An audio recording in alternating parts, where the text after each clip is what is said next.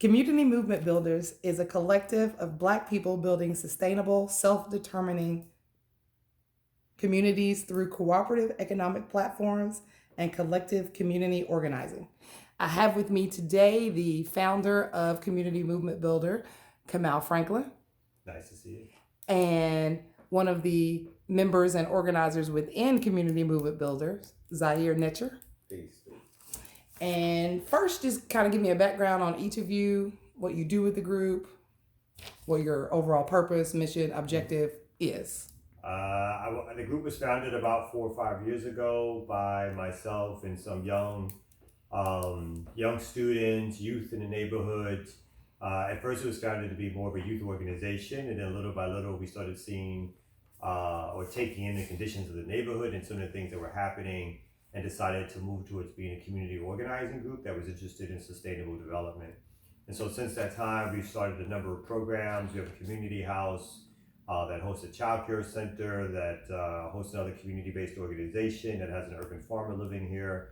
We are the caretakers of a community garden that's right next door to the house we have. We also have an aquaponics center. We're starting a kale chip cooperative. We do organizing against gentrification. We do political education. We're starting a trucking and a security cooperative. So there's a whole bunch of things that we're trying to do with the small resources that we have to commit ourselves to development, which is helpful for this neighborhood, and to organize to make sure long-term residents stay in place. My name is Zahir. I do the political education and community movement builders. I'm also one of the organizers in a number of things that we're doing, including the security group that we're starting. Me personally, I'm still kind of new to organizing, but I've been dedicated to the liberation of new African people. Speaking of resources and organizing, what is the importance of resources, obviously, when organizing, and how real can you keep it when you are so based on available resources? I think resources obviously become extremely important when you want to build out something bigger than a prototype. So it's hard to do this kind of work without trying to capture donations from either foundations or individuals, or even trying to develop cooperatives or micro businesses that can help sustain your work. So there's no getting around the need of having resources, i.e. money, to build out programs as model projects that can help sustain your community. The problem is that most of the time, organizations like ours, we may have political ideas, rhetoric, things that we want to do, but because of the conditions of our folks in this country, we don't have access usually to a lot of resources, and that means that we have to rely sometimes on grants and foundations and individual donors. So the problem being is that some of the system, the nonprofit system, or sometimes called the nonprofit industrial complex, is set up so that folks in our position have to rely on those institutions, and those institutions start to make decisions around the character of your work, what your work can say and cannot say, the type of work that you do, i.e. mostly policy work, and how that directs folks back into a two-party electoral system. And it sours on anybody who's talking about making radical change that brings people outside the system of U.S.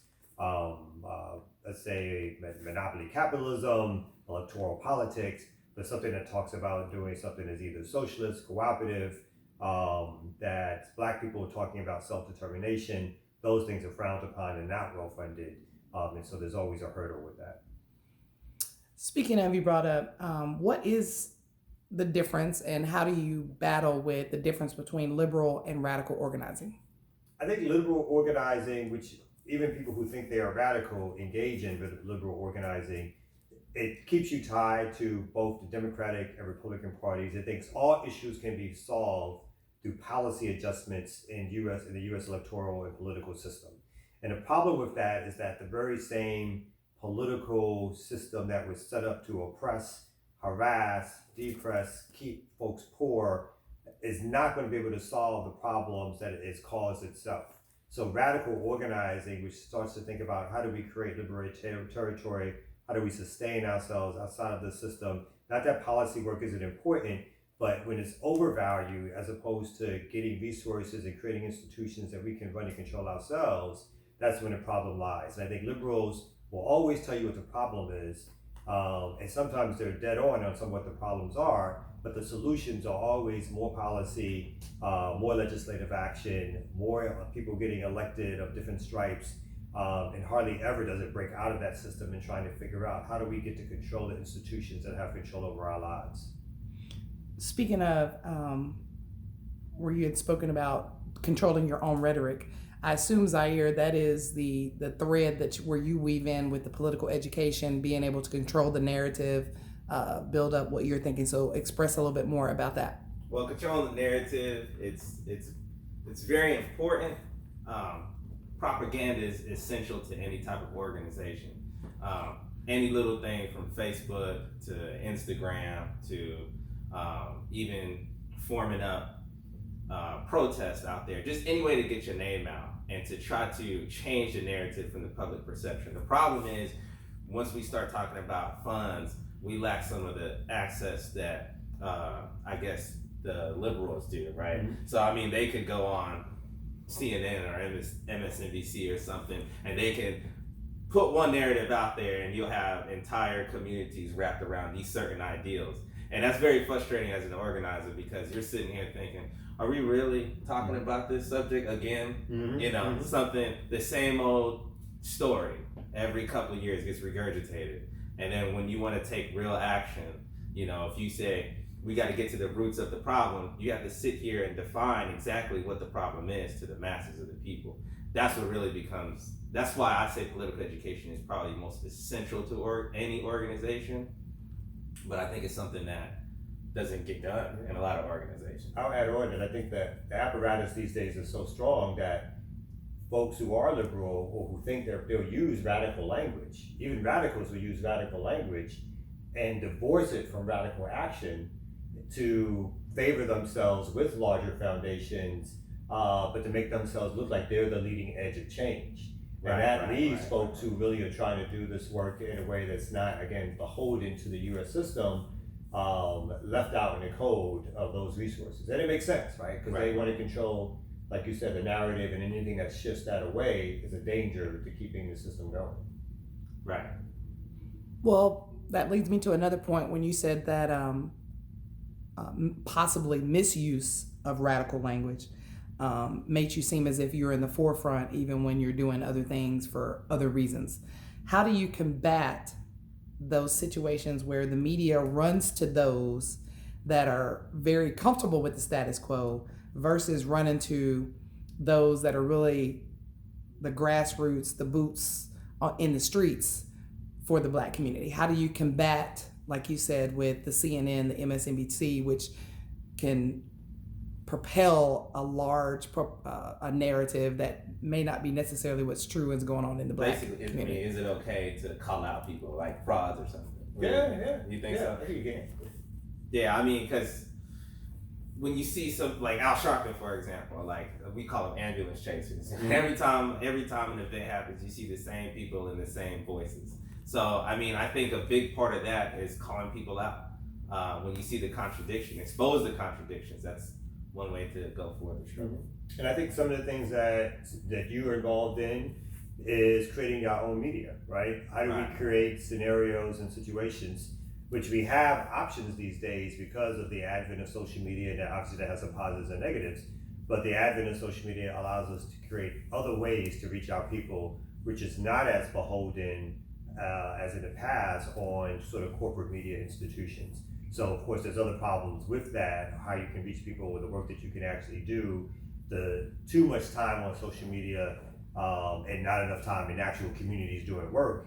But I think you're right, it's through sort of checking folks, creating other media opportunities, other ways to get your voice out there, and then hoping that enough people see it so that they can start getting pulled towards the work that you're doing. This is a good time for that, because we got podcasts, we could do Facebook, like we said earlier, social media accounts. It's not so dependent on corporate media like it was, where you have to go to radio stations or try to get certain ideas have have the stamp of approval. But we have our own independent outlets, so I think it's an important round in there.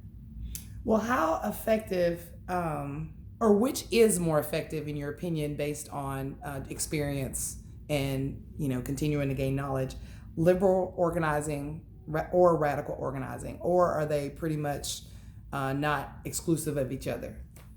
I mean, I think there's a lot of overlap, whether or not folks who are radical like to admit it, right?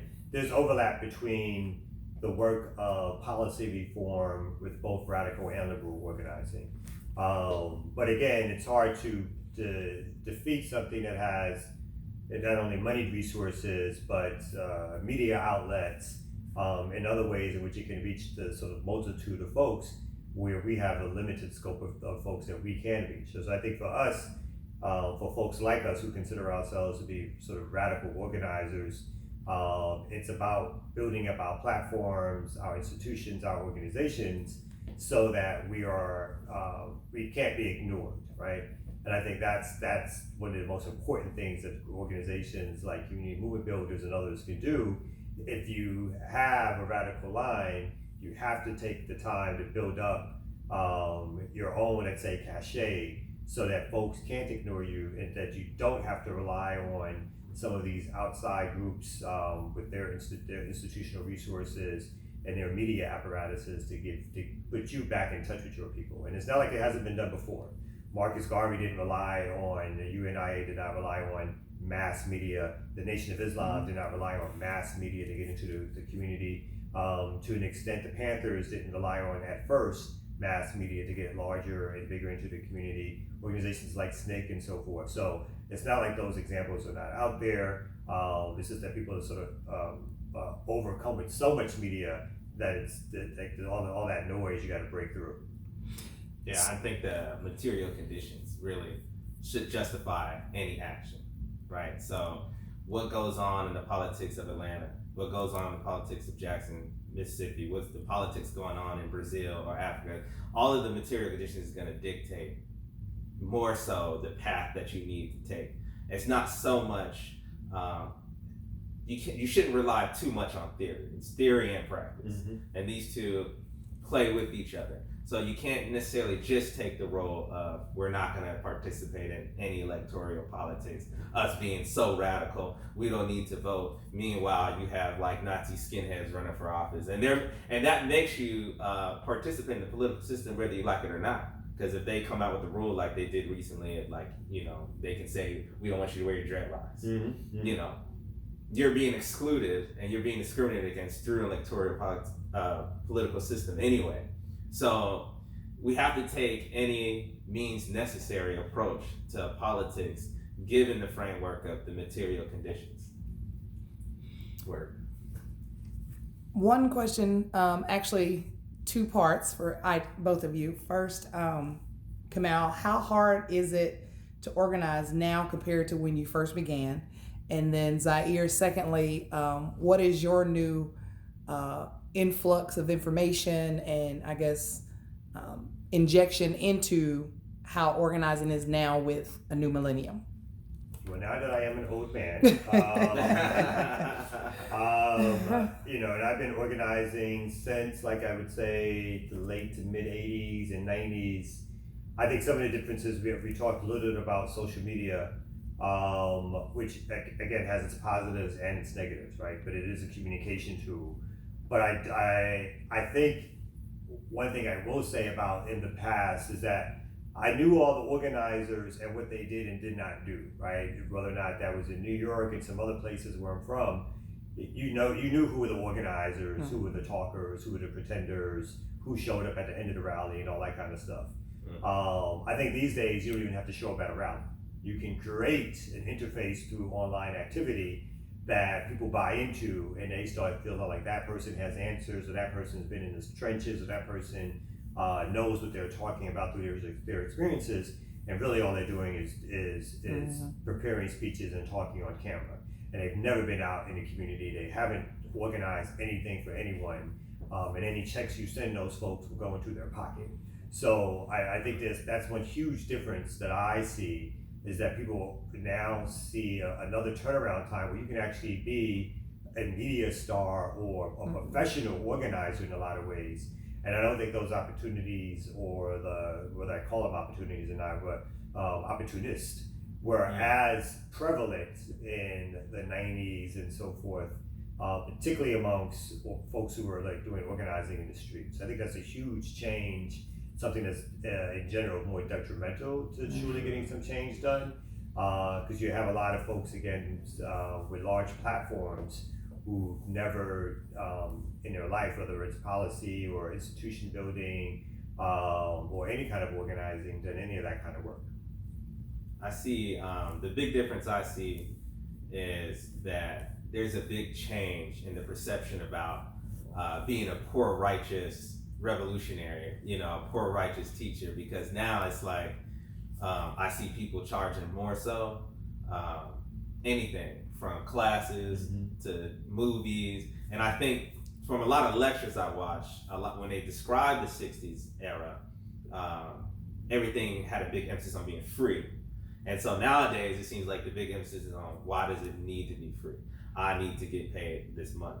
I think personally that comes from a lot of the 80s era where they kind of pushed out individualism and this new look on entrepreneurship. And so everything comes with this sort of price now. It's not in it for the material good or the use value. Everything is done on the basis of an exchange value. And like he said, I think that takes away from the authenticity of what we're doing. We can't necessarily think in those terms, because once we put a price limit on every interaction that we have, then we allow this concept of us depersonalizing with each other, separating ourselves, where we only see each other in terms of a market exchange, and not necessarily seeing the value of community, bringing ourselves together, and really addressing these problems. That was one of the biggest things I've seen. Another thing I saw was, it seems like when I really first started going into these organizations, I felt like I saw the impact of COINTELPRO, because I would see people who are 70 and then people who are 20 in one organization, and I saw that there was no there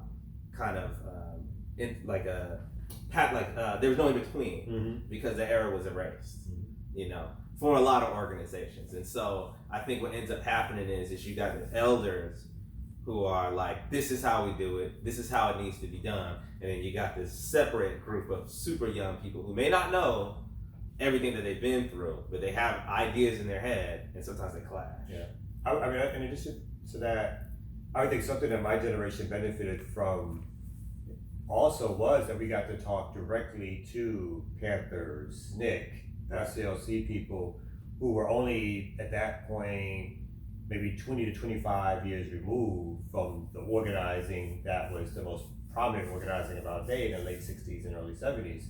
And I think this newer generation, some of those folks are still around, but they're much older. And I think you're right, there hasn't that in-between generation of maybe folks my age who are around enough, are not there to say, like, not exclusively this is the right or wrong way to do things, but these are some of the lessons that were taught to us that we can pass on. Instead, people who do have that in between of, like, it's all about the media, or it's all about that's the new teacher. It's not like those lessons that were passed down directly, exclusively from folks that you met who were part of the Black Panther Party, or part of the BLA, or part of RAM, some of the other groups from the 1960s and 70s.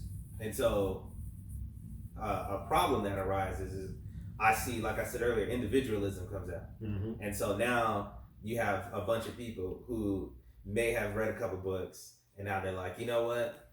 I'm that guy. So now a new Panther Party gets made. A new organization comes up, and everybody's these lone wolves, individualists that want to be the main star of their group. And it just leads to a lot of clashings, and of course the elders are still there, and they say, well, you don't have the blessings to call yourself this. Your ideology is off. But to them, it's like, I justify it myself. So with that middle group that you were talking about that kind of has disappeared, or is less active or less involved, why do you think they disappeared? Do you think it was more of a generation where they were finally allowed in a game they weren't allowed to play in for so long that they just, were able to go get jobs, corporate jobs, and it became more about making money for a family, which then separated them from the collective. Yeah, I still think there's that. I mean, I think my generation of organizers, even right before this generation, and again, like 60s and 70s, this is based on the history of radical organizing being taken over by sort of a nonprofit industrial complex. And I think my generation of organizers, whether they like it or not, really exploited that to the hilt, right? And so it became a careerism thing, even more so than it was in the 60s and 70s. By the time I think when I got politicized, I didn't realize you can get paid to do work organizing. And it's probably like, maybe within that stream of doing that work over a few years, that all of a sudden there were people who were building large organizing institutions that should have been good in organized organizations. And you were sort of happy sometimes that people were well resourced, but it didn't turn into something that then you could see that work in the street. So you could see how that shifted a neighborhood or a community. Instead, you could see how it gave somebody a six-figure salary job, and they got speaking gigs and they did tours, but you didn't see the impact on the community. But then it became that hustle for, look, we got a $2 million budget.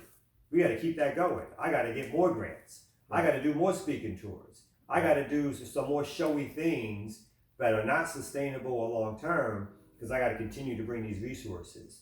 And I think those folks, in a little bit, sort of have helped create that path that now this younger generation, and not everybody, not intentionally for a lot of folks, but still now it feels like to me, whether purposeful or not, there's a bigger fight for resources and attention than there is for practical outcomes and what the work product is.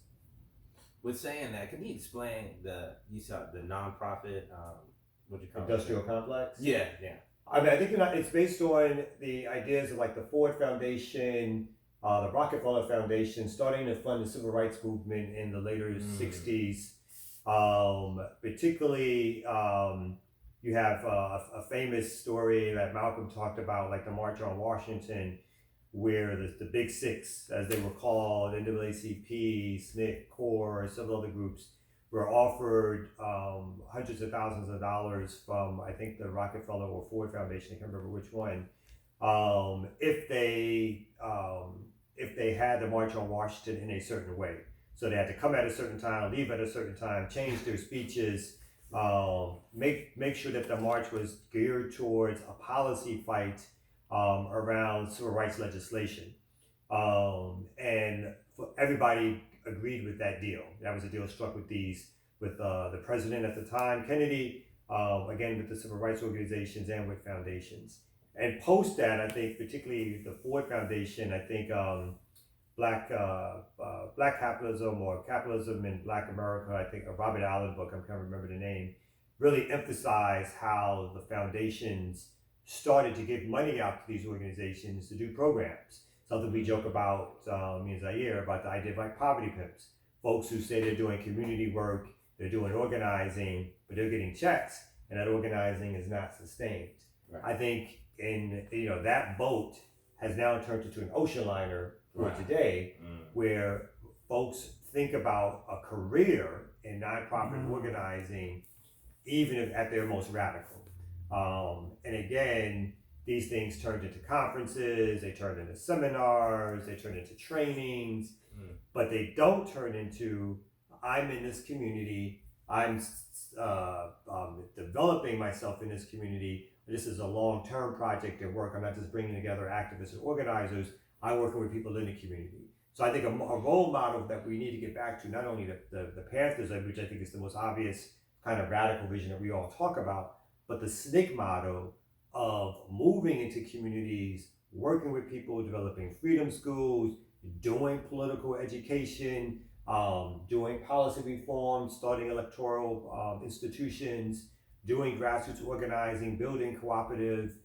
Those models are not being duplicated to the degree necessary that I think will make real changes for our community. Instead, again, those changes are happening in that these organizers are now getting huge salaries, media attention, and that's different from organizing in the community. So I guess that leads to the next Black question. awakening in capitalist America. Robert Allen. So you were talking about the commercialization of the movement. So because you see now when people write out their title, it'll say Kamau Franklin, rapper / activist. So is activism fake and phony in this new model? A lot of it is. Yeah. It's a title now. It's a career. It's a social media hit. It's a way to get you get advertisers for being an activist these days.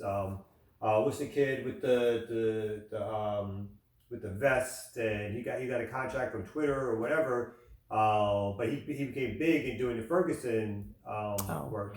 But it's that kind of thing. It's like, and he staged arrests, so it's like these stage arrests where you're going to get arrested, you bend down, you take the arrest, you get out 3 hours later, and you are good with yours.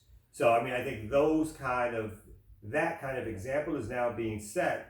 So now it's a career. It's not necessarily I'm committing myself to the movement politics, which means changing the political, organizational, institutional dynamics of what's happening with my people and with my communities. Yeah, I've seen it all the time, right?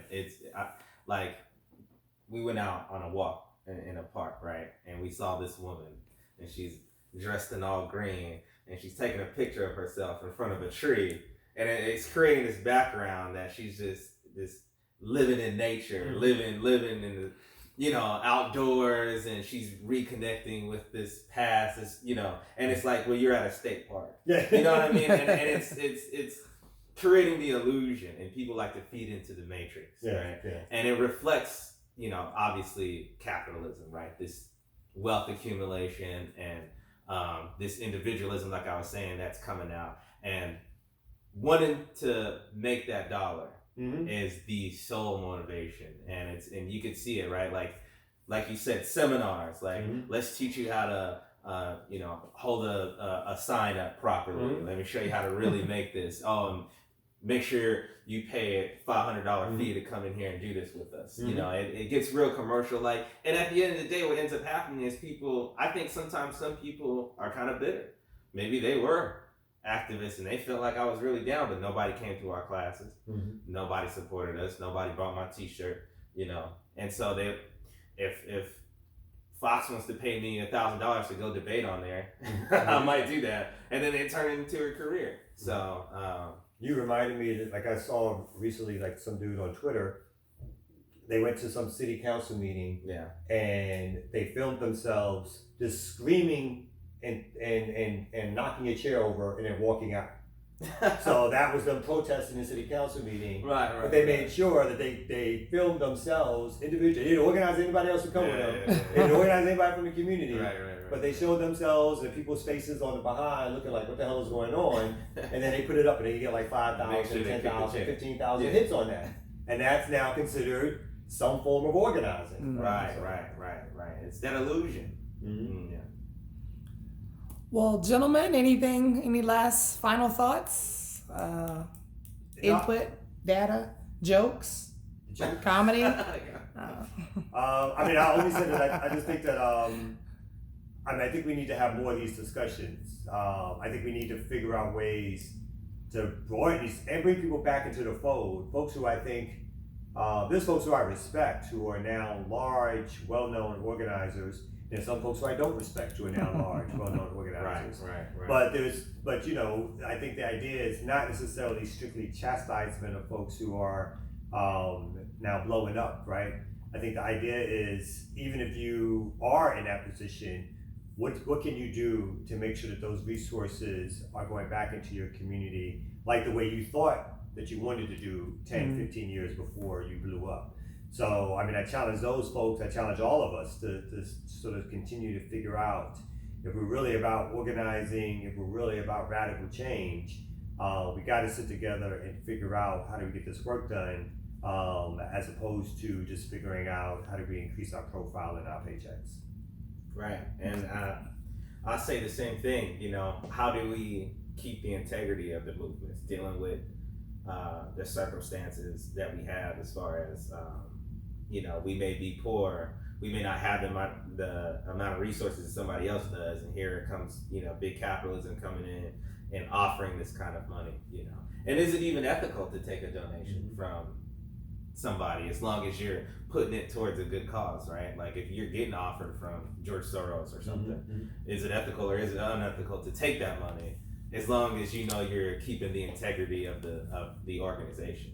And those are all have to be determined by the rules, the laws, and the ideology of each organization. But I would just emphasize on determining what those values are, determining what the methods are of keeping the integrity for any organization. Well, thank you, gentlemen, and make sure that you check us out on the website, communitymovementbuilders.org. We are also on Facebook, Instagram, a podcast on Spotify, iTunes. If you have any ideas or things you'd like to discuss, please let us know.